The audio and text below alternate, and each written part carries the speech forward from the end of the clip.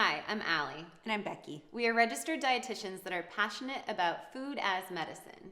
In today's video, we are going to be spicing things up and talking about what makes a food an aphrodisiac, as well as making a Maca Cacao Avocado Mousse. Just in time for Valentine's Day. So let's unpack first, Allie, what actually makes these food aphrodisiacs? What is it about these specific foods that makes them classified in this way?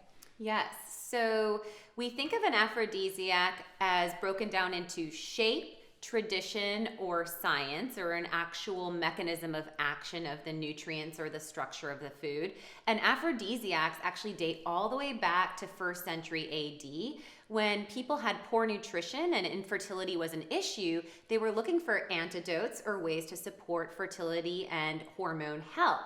And the word aphrodisiac goes back to the origins of Aphrodite, the Greek goddess of love.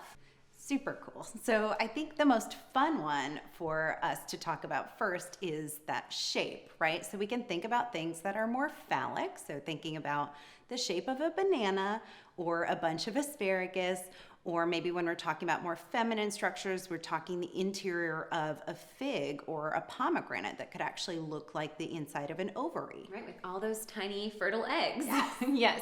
There's also tradition. So actually honey was given to newlyweds, hence the word honeymoon.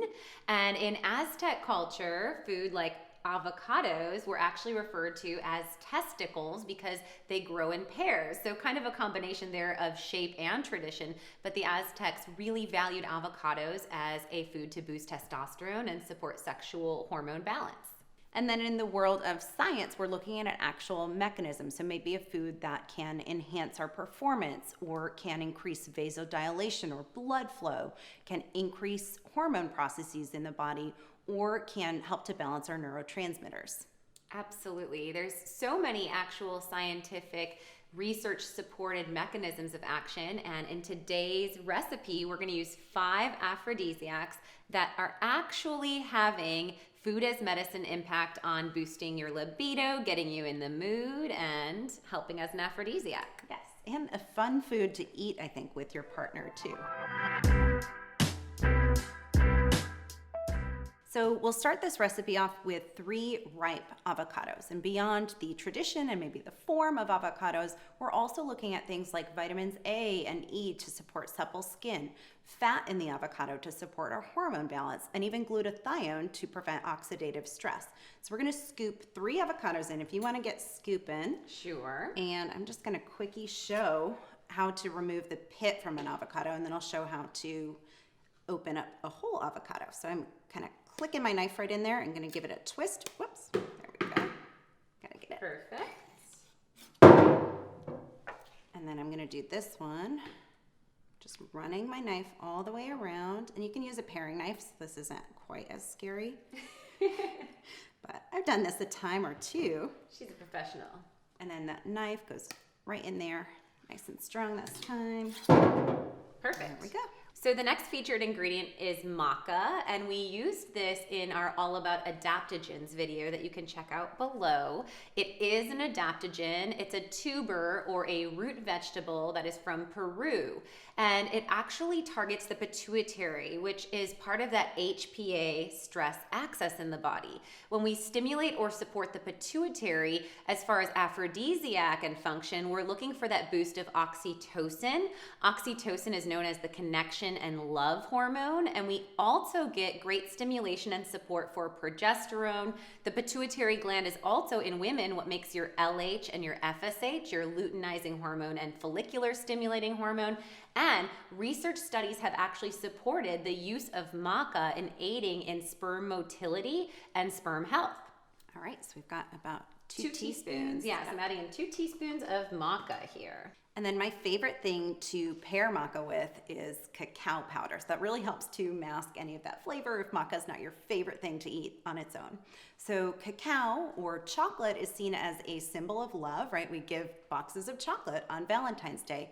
But we also see that cacao is high in phenylethylamine, which is that kind of amphetamine that creates that excitement and a little bit of a buzz. Can also enhance serotonin and is a good source of magnesium to kind of mellow you out. Yes. So 4 tablespoons. Stress is not sexy, so you need that adaptogen and the magnesium in cacao to get in that relaxed mode. But cacao as a stimulant is really powerful. In fact, many people do cacao ceremonies, and it's even used recreationally in late night dance parties. So who knows? We don't know about that. All right, next one is cayenne. So when we're looking at spicing things up, getting a little kick, this is an 1/8 teaspoon of cayenne in here. Cayenne is going to aid in vasodilation, and so that word basically means bringing blood flow. So when you're talking about arousal, you want supple tissue and you want blood flow to your area. Hence, if you're looking for like erectile function, requires vasodilation. So we have our cayenne in here, kicking things up. And then we also put, beyond that 1/8 teaspoon of cayenne, a 1/2 teaspoon of cinnamon. So this is kind of making like a Mexican chocolate blend, warming things up. We have a pinch of coarse salt and also a 1/8 teaspoon of vanilla bean. This is the wild harvested dried vanilla bean. And vanilla has been said to be an aphrodisiac by scent and also an anxiety reducer. So add those enhancers in here. And then next up for our sweetener, we'll be using dates. I'm going to go ahead and start pitting these.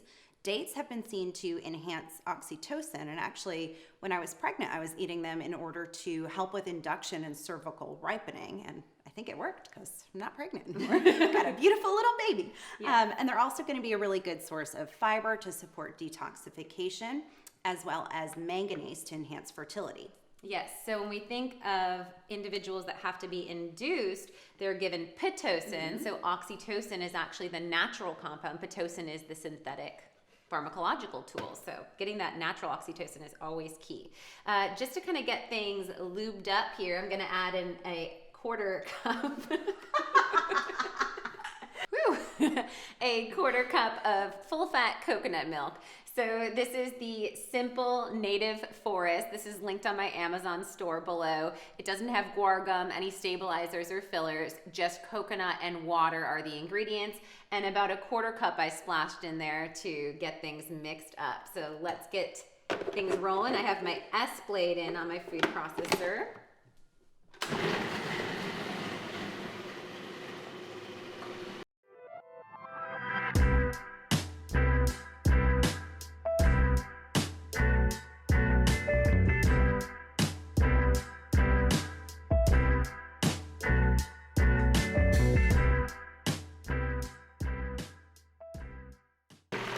All right, so we did blend that for about 2 to 3 minutes. You might even use your pulse function as you saw me doing. And this is looking like a good texture. Let me see if you can get on in there. Nice and pillowy and velvety smooth.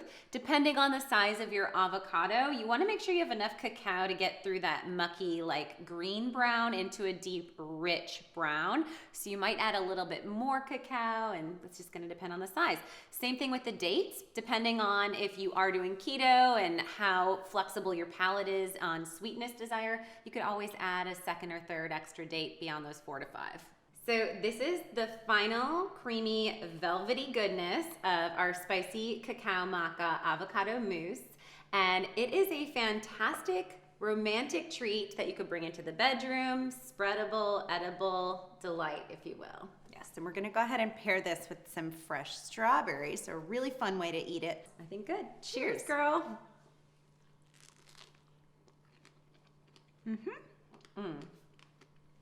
I love the creamy, chocolatey goodness, that little kick up of cayenne, and pairing it on a strawberry is totally my favorite. So yep. The new chocolate chipped strawberries, I think, for Valentine's Day. And it's no longer a naked carb, so we're adding fat to balance out that glycemic index of an already low glycemic fruit. If you loved today's video, go on over and comment below on something you learned, or let us know your favorite aphrodisiac food. And be sure to subscribe to our YouTube channel where you can be updated on our releases every single week. Strawberries, which would be another maybe shape, like not nature's doctrine of signatures, if you will, of like supports like, and you know, berries can kind of exemplify nipples.